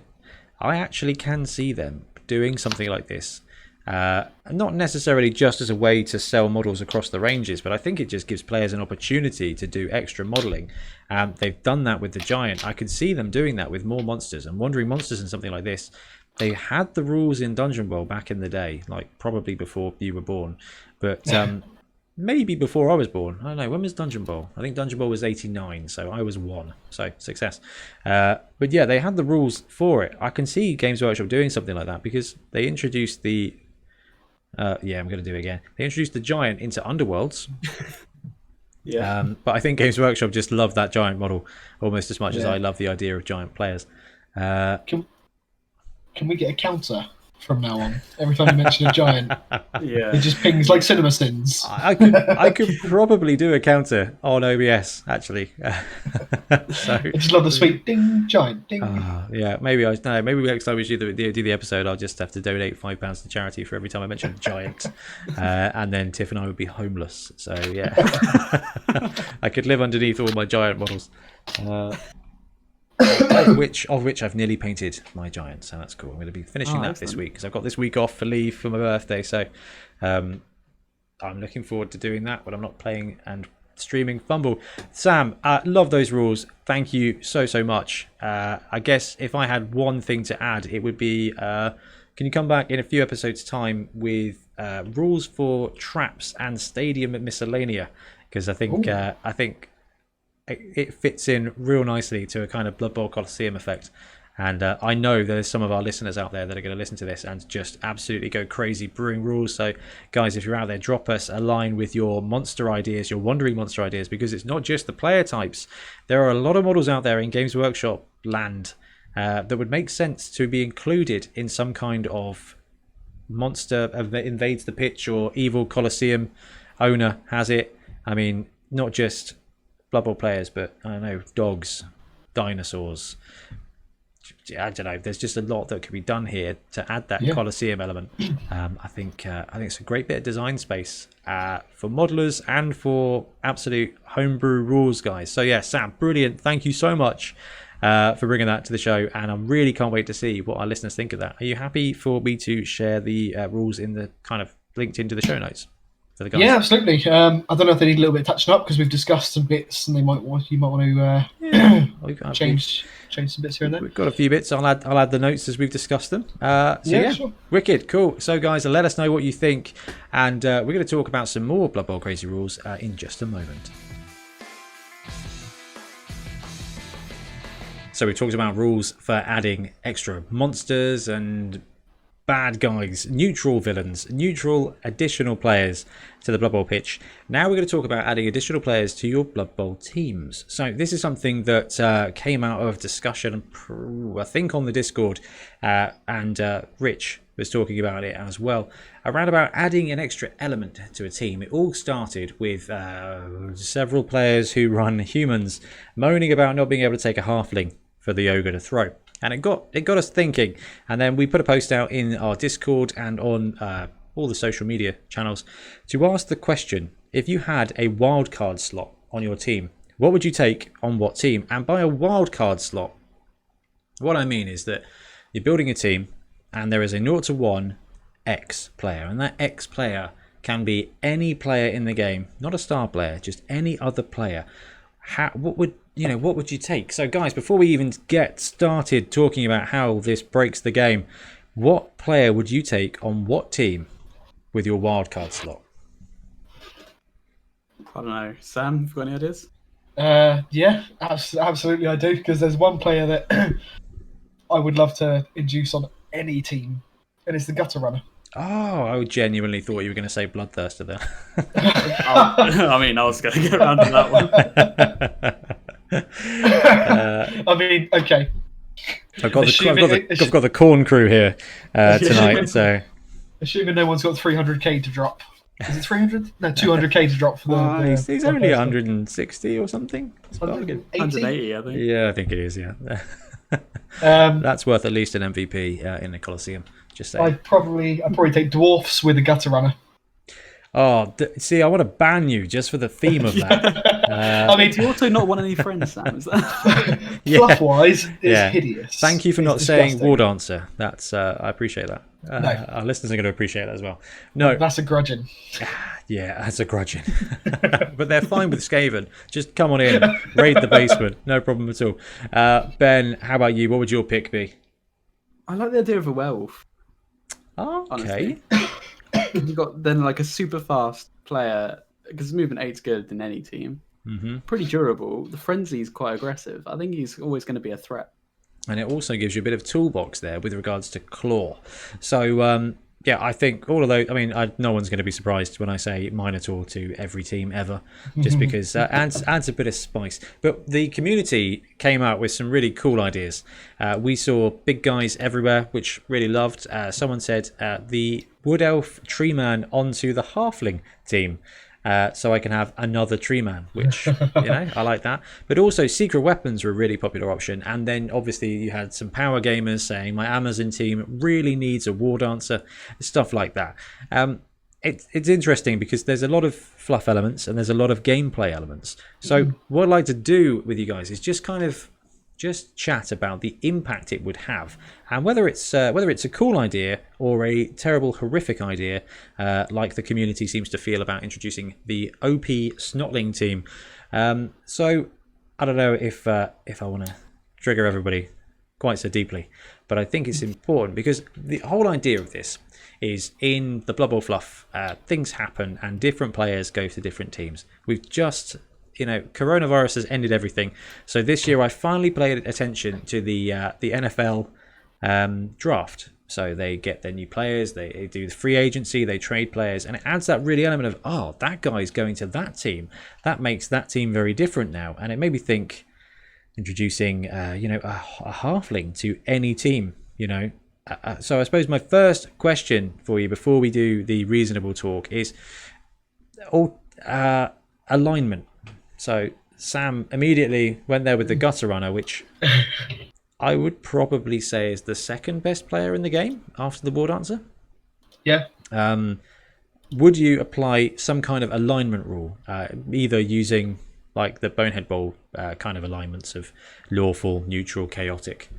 So I had an idea about this. I wouldn't prohibit people from taking stuff outside an alignment, whatever the alignment structure was, however you set it up. But anyone who was outside of your alignment would gain the animosity rule. Interesting. So you could take a gutter, but I think it would have to be like so animosity affects you as the animosity player giving it away, doesn't it? Okay, also, sorry, everyone gains animosity against anyone who's not their own alignment, if that makes sense. So the dwarves wouldn't want to hand it off to the Gutter Runner either. Yeah, like super loner, essentially.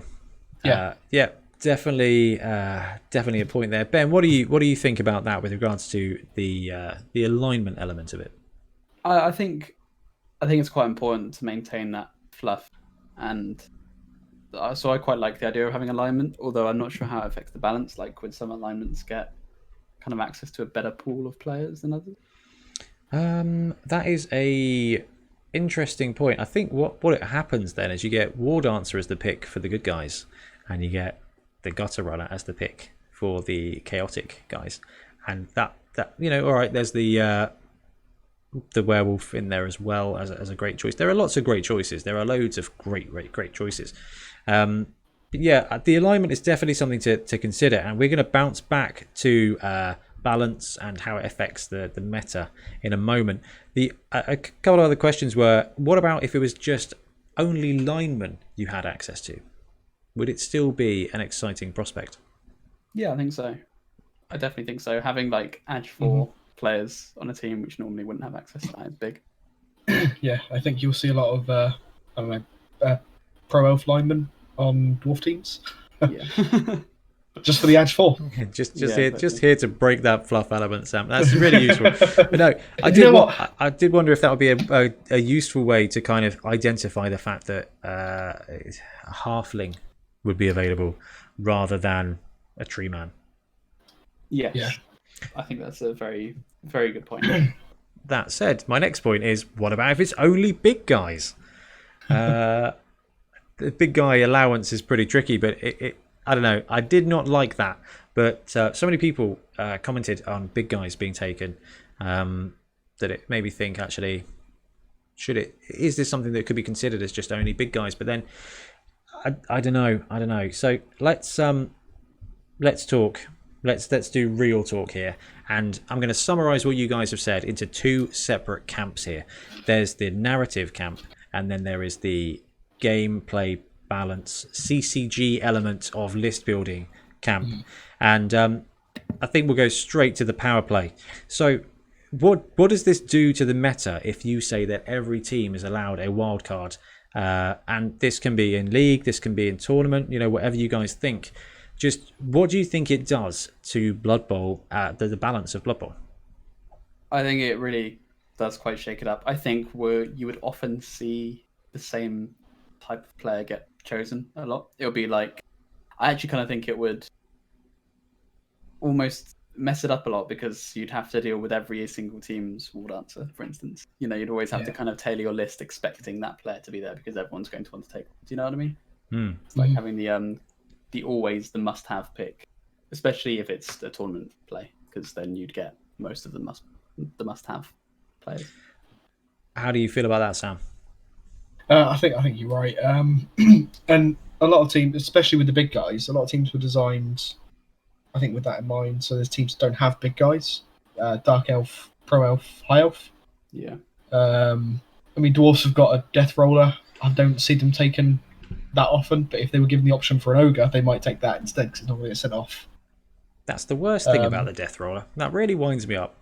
Such a cool idea for a player, but it's just undertaken because it's garbage for the same price as an ogre.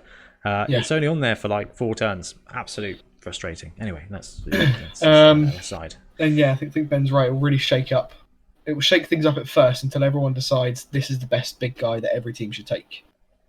So I like what you guys have identified here, that it does change the meta and would lead to an element of solving the meta. So, I mean, I don't know if you guys are actively involved in any kind of CCG or TCG or element of anything where there's a fluid meta. So so Magic, for example, they release a new set, the old set goes away, the parameters change, and then there's a frantic few weeks where people are trying to solve the best choices and the best brews. Now that's something that we've talked about loads of times, because we love it for Bonehead Bowl. Having half the team and having that restriction actually does make the team building element really important. So it's not just I'm going to add a War Dancer to my Dwarf team, it's I'm going to add a War Dancer, but I also have to add 210k's worth of Wood Elf linemen. It adds that real build tax, which makes it interesting and kind of, let's say, adds an element of balance. It adds an element of choice tax, I guess. So you guys think that... Sorry, Ben, go for it. I was going to say, we did try this in Beachhead, didn't we? We had the Fen Beast. I love the kind Fen of a Beast. wildcard player. And not every team took it. No, it was, I think, a little bit less than half. Which, quite frankly, I'm quite happy with as a stat point of view. But it was basically everyone can take this troll thing, Because yes, I believe that every team should have a big guy because it just adds an element of randomness to it, which I like. But what if it was toned down then? What if it was only a lineman choice, or a player of 100k or less? No, because you'd still get the gutters in there. I think there's the side of power play where yes, you might end up playing very samey teams, but is that not? Do you think we'd just see the tier 1 teams get more tier 1? I think you would. Yeah. I really like to think that people wouldn't abuse it, but I think it would be abused. I think Blood Bowl is slightly different. It's a lot less sort of power gamey than other like tabletop wargaming. Especially the first time I ever went to Throne of Skulls was a real eye opener. Blood Bowl's not really like that. People take Goblin teams to the tournament for poops and giggles. It definitely ramps up that competitive list building element a little bit more, and it's just really interesting to consider because you kind of want to use that slot to add something that's missing to the team, and when you're adding something that's missing to the team, it's brilliant.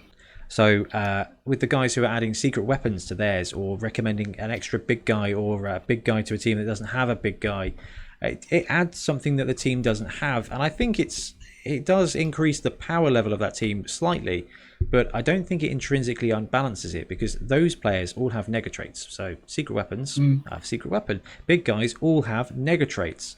And it kind of adds that element of, my team's better now because it's got a Minotaur, but my blitzes are going to be less consistent. It's a risk-reward element. I guess when you open it up to the just standard players, you're right, guys. I think you do just end up leveling up those consistently powerful teams, and they just get better. I reckon you'll see dodgy dashing teams will take a Chaos Warrior kind of thing, and slow bash teams will take a War Dancer or a Gutter Runner. They'll try and offset their weakness with something like that. So this is my big question for this segment then. Why is that a bad thing? I kind of want to add sound effects right here because it's a big question, and I just heard 1,000 NAF players scream internally. But why is that a bad thing? Say you had a limited environment, either you're running a league or you're running a tournament, and you allow this wild card, and you accept the fact that the pay to win element, I guess, the list building element becomes a little more powerful. For me, honestly, I think the biggest thing is fluff and narrative. I feel like I'm a narrative guy, and I just don't like the idea of you're facing your opponent's dwarf team, and then they've got an elf on there. It just feels wrong. It feels, It's interesting that like that. It's interesting that doesn't really come into it as much with the big guys, does it? Like, no, it's weird. If you had a dwarf team with a Minotaur, would you go, whoa, Minotaur, that doesn't make any sense? Or would you go, I wonder how that Minotaur ended up playing for that dwarf team? I'd still question it. I think dwarfs, ogres, fine, can go anywhere because ogres famously, man-eater, mercenaries all over the world. Yeah. I think Minotaurs would be limited to chaos type teams. There's your alignment rules there. So I guess my question really just focuses around if you open up the design space, the list building space for the players, and intrinsically increase the power level, how would you feel about that meta of Blood Bowl? Because it ramps up the difficulty and it ramps up the drive. It's like taking, I don't know, kill team and taking your kill teams up to 500 points. It really must say that's exceedingly extreme. But you know what I mean? Like it's like a professional sports team without a salary cap, or it's quite frankly like playing Blood Bowl with unlimited skills. Not unlimited skills, but you see what I mean. You're ramping up the base power level of the teams, and it'd be really interesting to see what teams got better. So say you did open up this rule and you had a tournament or a league where you had the wild card slot available. What teams do you think would get? What teams do you think would see the biggest improvement? I think, like you said before, the tier 1 teams, I think it would be a win more kind of situation. I don't think some of the lower teams would benefit that much. Like, I think a stunty team with one really good player is still a stunty team. Yeah. It's not going to change much. You just take out the player and then the team is still a stunty team. But you have a tier 1 team who already do play Blood Bowl really well, and then they've got one player to just fill that small one thing that they might not be doing as well. Yeah, and they're just going to win more. Takes it from Sorry, Sam, go for it. I was going to say one matchup which I haven't seen anyone recommend yet is Khemri with an undead mummy. So you've got 5 Tomb Guardians essentially. I'm a big fan of that list. My Bonehead Bowl team was a Khemri undead mix with 6 mummies. Mighty team. I love that team. But again, that's it. I mean, it's interesting that the introduction of one unlimited player to a team feels more overpowered than being able to mash 2 teams together. I mean, that might just be my rose-tinted glasses, because obviously Bonehead Bowl, which is unfortunately going to be postponed until after the apocalypse. I don't know. Do you guys think it? What do you think the difference is, or do you think there is a difference between the wildcard element of one player and the minimum player restrictions of the Bonehead Bowl build? I think the restrictions actually made it more balanced, because you can't just take all the best of one thing and then fill up with what you need, which I think the wildcard does a bit more than a full mixed team. A mixed team forces you into, you've got to take some of this and some of that. Yeah. Yeah, I mean, we kind of saw that for your Hangover Bowl, Ben, didn't we? Yeah, we did. Yeah. Where 0 to 4 positionals, and you've got to take at least 3 from each team. It didn't necessarily restrict the builds. There was a billion builds to choose from, but it stopped you from just taking everything that's great and leaving the rest of the chaff. So the Bonehead Bowl list, where you've got to take 4 players from the team, yes, you can take 4 of the best players from each team, but good luck affording anything else. And I think that worked out quite well. Whereas, just taking a start from another team and adding it to the team to fill in a gap or just win more, it makes. Yeah, I think you're right, guys. I think it just makes that. It's almost like the tier gets squared. So the gain of the tier 1 would be greater than the gain of the tier 3, which is exactly what you guys said. So I think we're all in agreement here. We should be limited to linemen and big guys. And job done. No, I'm joking. Yeah. I'm joking. I'm joking, but yeah, it's interesting. I love the idea of changing up the meta, and I think Games Workshop seem to be working towards that, much to the detriment of decades of basically static play. But introducing the new positionals, introducing new skills and new teams, we're going to find ourselves exploring a meta now as a community, as a competitive community, and we really don't need to wait. If you want to run a tournament or run a league where you can introduce rules like this, you have to make sure that all the players understand that this is not the standard Blood Bowl meta. And I think we've done a good job with that with Bonehead Bowl, because it is what it is, and it's quite, I don't know, it's probably not balanced. I mean, Ben, your troll list was probably not what I would call balanced, but it was it was kind of like an open acceptance of this is what's occurring, and just applying a little bit of something too powerful would be detrimental. Yeah, I'd be interested. One more point with this. I'd be interested to see what would happen if you had a pool of players. So you had either like 2 or 3 like types of linemen, and they're just like, fresh face recruits. They're basically journeymen, and you can just take one. So if all the teams had access to a very restricted pool, wonder what that would. When you say restricted, do you mean like there's like you can 3 take dark elf and an elf or a dwarf? Okay, so a restricted choice, not a restricted amount. Yes. Yeah. Sam, sorry. I was going to say, Ben talking about that, just got me thinking. What if the commissioner at the start of the season randomly rolls a few linemen or a few players and then basically have a draft, and players can. If he rolls, one Dark Elf lineman, 2 Dwarf linemen, and a Skaven lineman, those 4 players can only be bought once. You know what I mean? So the players can't, the coaches can't just buy.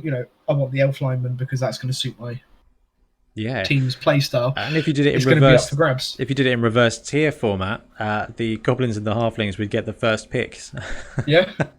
So they would get the war dancer or whatever was in the list, and the humans and the elves may just end up given the choice to take a halfling or a human lineman or something. I don't know. That's a really interesting point there, Sam. Actually, having some kind of draft element or balance element. Oh, Sam, what about this? Tier 1 can take players that are up to 50k. Tier 2 can take players that are up to 100k, and Tier 3 can take players that are just unlimited value. So your human team can take a player of up to 100k, and everybody knows war dancers are 1 billion. So war dancers would only be able to be elected by Tier 3 teams, and Tier 1s would probably end up taking nothing, but maybe an extra stunty player to give them that little dodge element or a chainsaw or something. Yeah, I mean, if you were playing Wood Elf, you would take the halfling, right? Absolutely.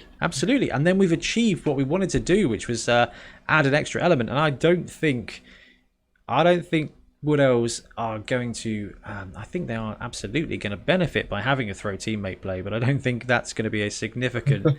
That's going to take their win percentage from 100 to 101. Interesting.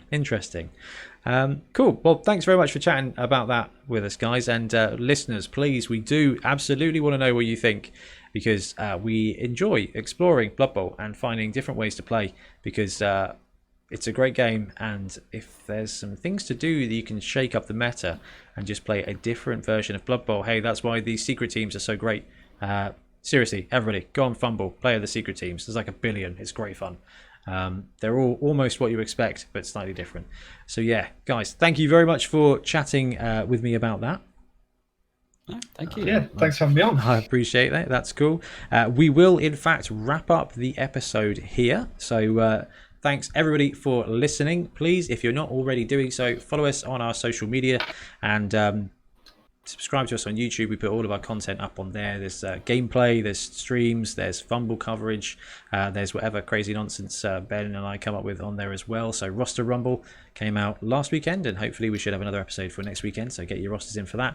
And if at all possible, please subscribe to YouTube, because we're up to 993 subscribers, and I really would like to hit that 1,000 mark, because that would just be a massive win. So yes, Ben, Sam, thank you both ever so much for coming on the show. Thanks for having me on. Yeah, thanks.